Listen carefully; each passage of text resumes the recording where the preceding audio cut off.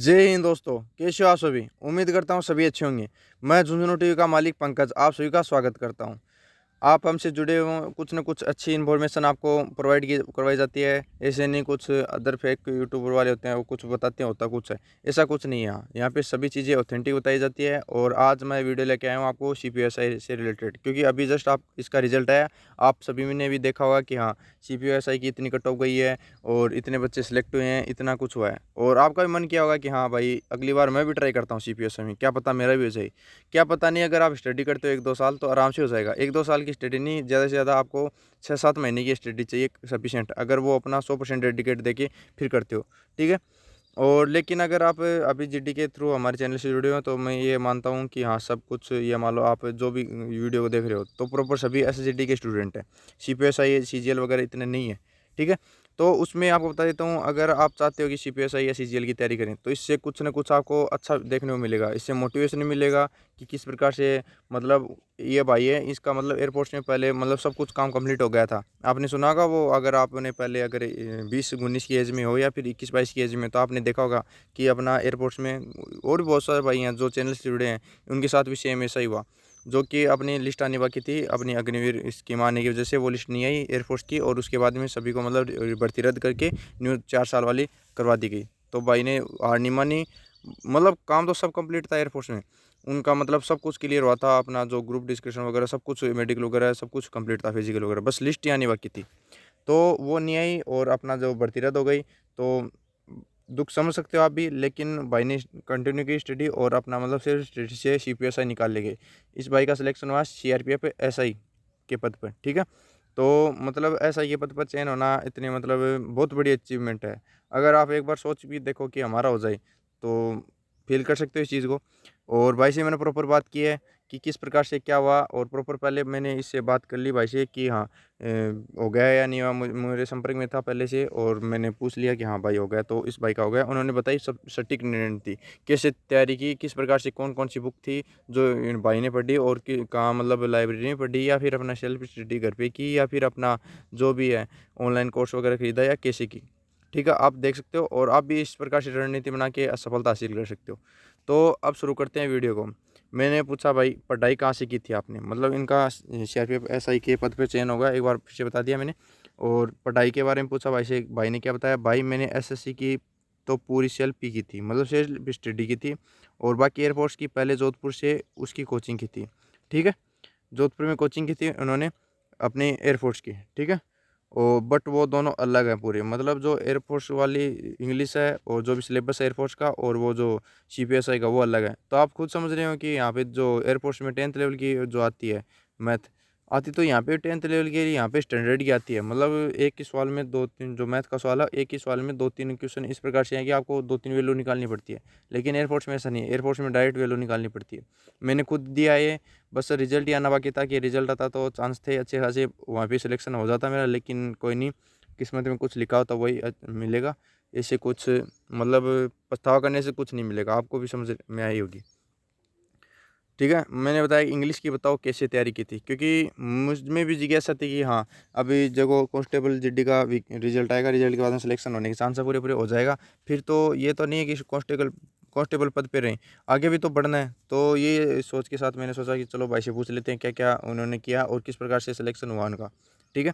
Air force में भी हुआ था, बट मेरा अग्निपथ पथ स्कीम की टाइम हमारी वैकेंसी रद्द कर दी गई, ठीक है। ये दुख वही समझ सकता है जिनके साथ ऐसा हुआ, क्योंकि बहुत सारे भाई हैं जो चैनल से जुड़े हैं, उनके साथ भी ऐसा हुआ था। और इस बार अच्छे खासे मार्क्स और अच्छी पोस्ट निकाल ले जाएंगे, जैसे SI वगैरह नहीं, सॉरी ऐसा नहीं है, CSF है या फिर अपनी जो SSF है, NCV, इनमें से मतलब कोई भी एक पोस्ट निकाल ले जाएंगे। अच्छे खासे मार्क्स है, खुद मेरे संपर्क में तब बोल रहा हूँ मैं, ठीक है।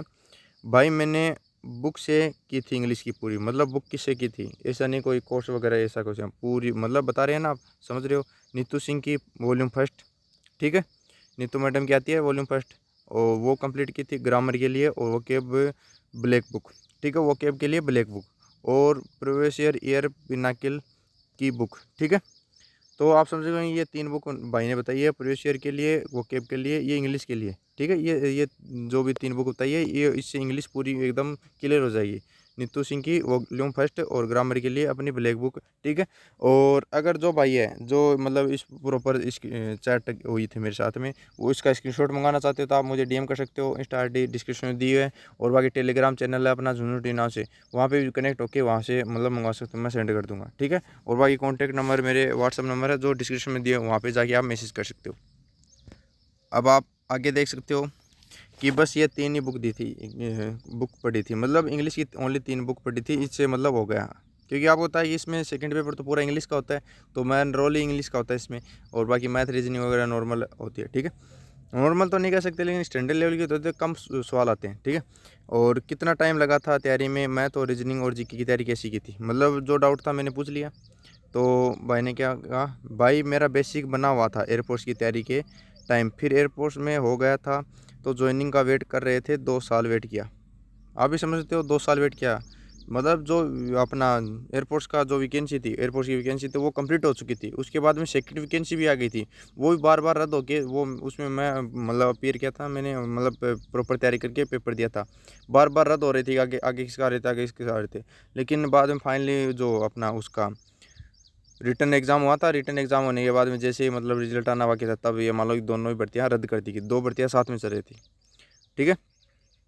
और वैकेंसी रद्द कर दी गई, तो 2 साल की पढ़ाई से दूर हो गया था, फिर सीपीओ का फॉर्म आया और उसी से स्टार्ट किया मैंने वापस, ठीक है। आप समझेंगे 2 साल स्टडी से मतलब डिस्कनेक्ट रखिए। आपको पता है कि आप जीडी की वैकेंसी की तैयारी कर रहे हो अभी, तो अगर आपने मैं मेरी खुद की बता देता हूँ, मेरा पेपर हुआ था 9 फरवरी को, 9 फरवरी के बाद में मैंने जो किताबें हैं वो हाथ तक नहीं लगाई। आप कमेंट के बताना आपके साथ भी ये सिचुएशन है क्या, क्योंकि मैं समझ सकता हूँ कि स्टूडेंट अगर कुछ अचीवमेंट प्राप्त कर लेता है, जैसे उससे लगता है कि मेरा फाइनल हो जाएगा, तो वो ये मान लो कि पढ़ाई से दूर होता जाता है धीरे धीरे। तो 2 साल तक ये भाई दूर रहे। फिर फिर 61 मतलब लगभग 63 डे थे एग्ज़ाम से पहले सीपीओ के, फिर जो सीपीओ का परी होता है उससे 63 दिन पहले जब भाई ने स्टडी कंटिन्यू की, ठीक है, की तैयारी बर प्रीलिम्स में अपना 120 200 में से, मतलब 200 नंबर का पेपर हो तो उसमें 120 ही हासिल हुए। लेकिन क्या है कि भाई का मतलब हो गया प्री क्लियर, फिर मेंस की तैयारी करनी थी। यही इस बार पैटर्न है। अभी देखो अपना मेंस तो उसका भी शेड्यूल आ गया, मेंस का भी आ गया, आप देख लेना एसएससी की वेबसाइट पे जाके। और प्री का तो था ही पहले से। फिर प्री के बाद फिजिकल होता है और उसके बाद में मेंस है। तो 9 नवंबर को मेरा के प्री था, ठीक है। और फिर 2 मई को मेंस था, ये बता रहे हैं भाई पिछली बार 9 नवंबर को प्री था और 2 मई को इनका मेंस था। तो 5 मंथ इंग्लिश पढ़ी, ठीक है, 5 महीने लगातार भाई ने इंग्लिश पढ़ी और 150 नंबर बने। इस बार मेंस में थोड़ा टफ था लेकिन प्री इजी था, ठीक है। आप देख सकते हो इसमें, पर प्री में मुझे टाइम नहीं मिला इसलिए कम बने, ओके। और मैंने मैथ के बारे में और जी के बारे में और रीजनिंग के बारे में पूछा, ये तो इंग्लिश की बात चल रही थी प्रॉपर, और मतलब पैटर्न वगैरह किस प्रकार से क्या है आप समझ गए होंगे। फिर मैंने मैथ्स के बारे में जो पूछा उसका मतलब रिप्लाई आया, भाई मेरी वीक है एकदम, मैथ्स से एकदम वीक है इनकी, और प्री में 50 मार्क्स की मैथ आती है, ठीक है।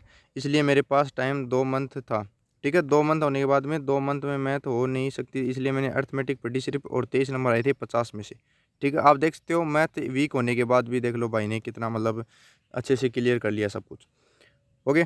और रीजनिंग सिर्फ मॉक से ही की थी, 35 मॉक्स लगाए थे उससे हो गई थी, और 42 मार्क्स बने 50 में से। अगर किसी भाई के जो इंग्लिश वीक है, ठीक है, मान लो इंग्लिश थोड़ी बहुत वीक है और मतलब अगर थोड़ा बहुत अचीवमेंट हासिल करना चाहता है तो थोड़ा सा स्टडी मतलब पर जोर दे के इंग्लिश पढ़े ज़्यादातर, क्योंकि भाई ने देख लो रीजनिंग के लिए ओनली मॉक टेस्ट लगाए थे, 35 मॉक टेस्ट लगाए थे, उसमें रीजनिंग क्लियर हो गई थी।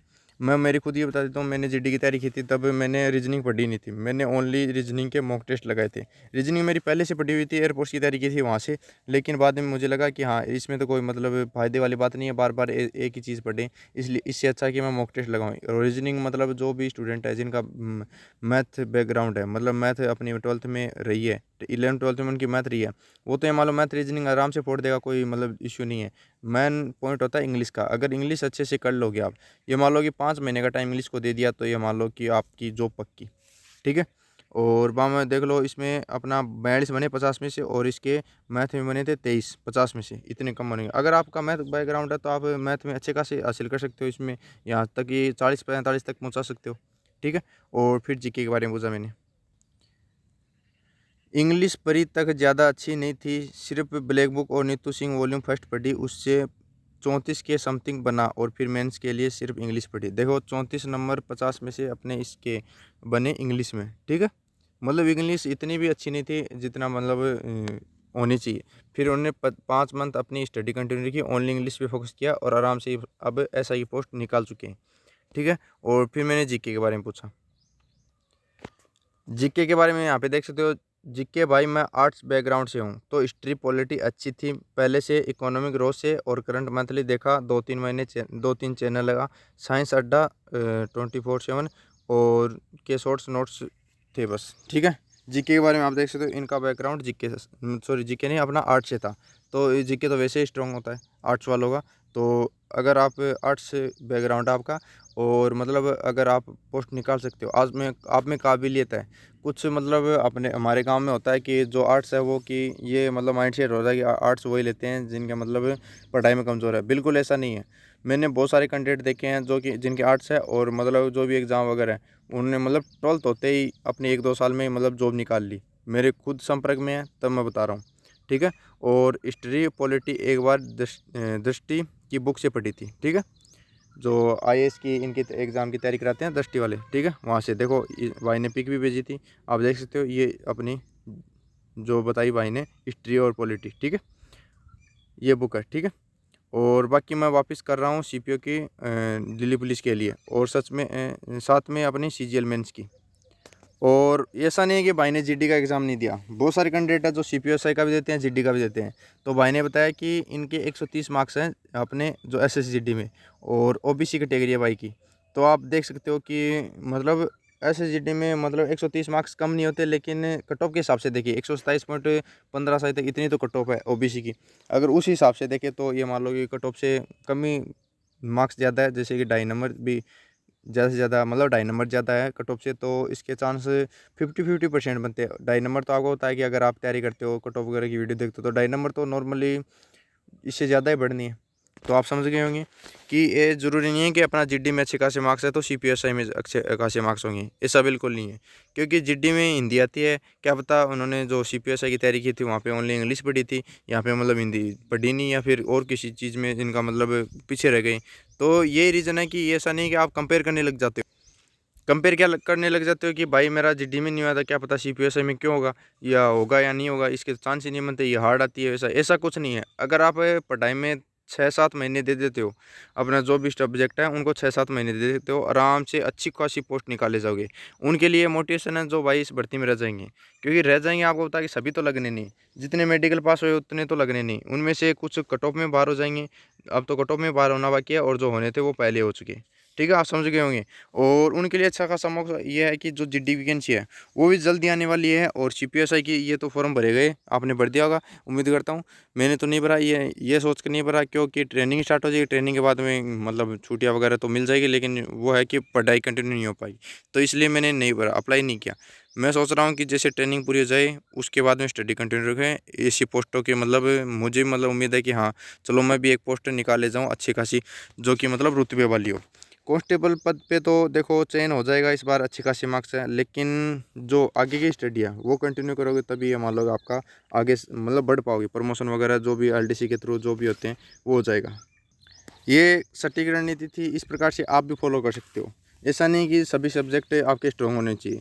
अगर आपके इंग्लिश स्ट्रॉन्ग है, इंग्लिश वीक है, स्ट्रॉन्ग है, इससे फ़र्क नहीं पड़ता। अगर 5 मंथ आपने पढ़ ली इंग्लिश तो आराम से निकाल ले जाओगे। इंग्लिश इतनी कोई टफ नहीं है। जब मैं 12th में था तो मुझे इंग्लिश में बहुत ज़्यादा मतलब इंग्लिश से बहुत ज़्यादा डर लगता था कि कैसी क्या इंग्लिश है। फिर एयरफोर्स की तैयारी स्टार्ट की मैंने, ठीक है, झुंझुनू से की थी हमारे यहाँ, ठीक है, वहाँ से स्टार्ट की थी। तब मतलब इंग्लिश में मुझे भी अच्छी खासी आने लगी। ये मान लो कि तब एयरफोर्स की एग्ज़ाम थी, उसमें मेरे मॉक टेस्ट में बन रहे थे, 70 का पेपर होता था उस टाइम। मेरे मॉक्स लगाता था मैं अपना टेक्स्ट बुक और बहुत सारे जो ऐप है वहाँ पे मैं मॉक लगाता था। वहाँ पे मान लो कि 56 से लेके अपने 61-62 तक पहुँच जाते थे मेरे मार्क्स, ठीक है।